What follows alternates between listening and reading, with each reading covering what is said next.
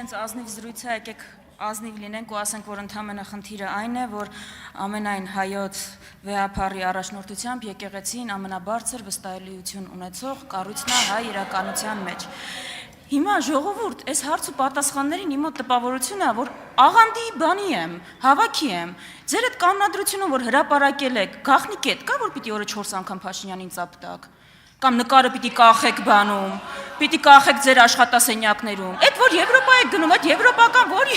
Ալիճում լռություն։ Ինձ սապտալ պետք չի, բայց խանգարել եմ։ Դալիճում լռություն, մարդը կարող է ուզում է միանալ մեր կուսակցությանը, հետաքրքրվում է լռություն, չգիտի որ չենք ընդունելու, բայց մի խանգարեք, թողեք խոսի։ Վերականգնեք, մի րոպե լռեք էլի։ Վերականգնեք Քրիստինե Վարդանյանի ժամանակը, խնդրեմ Տիկին Վարդանյան, շարունակեք։ Ձեր կանոնակարգում տենց կետ կա, քանի անգամ պիտի օրը ծափ տա, կամ այդ որ նկարները բան եք անում, կախել եք ձեր սենյակներում, այդ պարտադիր պայման, հա? Եվրոպա եք հայտարարում, որ գնում եք, այդ որտեղ եք տենց բան տեսել։ Ես լուրջ եմ ասում, կարող է իրոք ձեզ ֆյուրերով պիտի դիմենք, մի հատ հստակացրեք, էլի։ Հիմա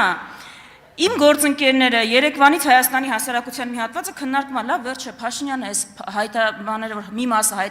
հրապարակեց փաթեթների հույսը ի՞նչն է։ Ես ուզում եմ անդրադառնալ հենց այս կետին։ Ժողովուրդ ջան, կարծում եմ Փաշինյանի հույսը ու միակ հույսը այն է, որ դուք չեք կարդալու այդ փաստաթղթերը։ Առանց այդ էլ հատվածական են, բայց անգամ դա չեք կարդալու, որովհետև ես հասկանում եմ դուք ինչքան եք հոգնել այս բանավեճից, այս ցեղ շպրտոցից։ Դրա համար առաջարկում եմ ոչ ինձ վստահել, ոչ Փաշինյանին, այլ պարզ մի հատ հարցի պատասխանել։ Հիմա այդ հարցը ձեզ եմ ուղղում։ Ի վերջո ձեր նարատիվը այն է, որ Արցախը վաղուց հանձնված էր ու մենք տեղ ոչինչ անել չենք կարող։ Ու ձեր միակ հույսը այն է, որ այս դիվանագիտական տերմինաբանության մեջ մեր ժողովուրդը կկորցնի ճշմարտության թելը։ Ես դες պարզ հարց ունեմ ու առաջարկում եմ մեր հանրության ամեն ներկայացուցիչ այդ հարցը իրան տա։ Եթե Արցախը վաղուց հանձնված էր, այլև ինչի՞ չէր վերցնում։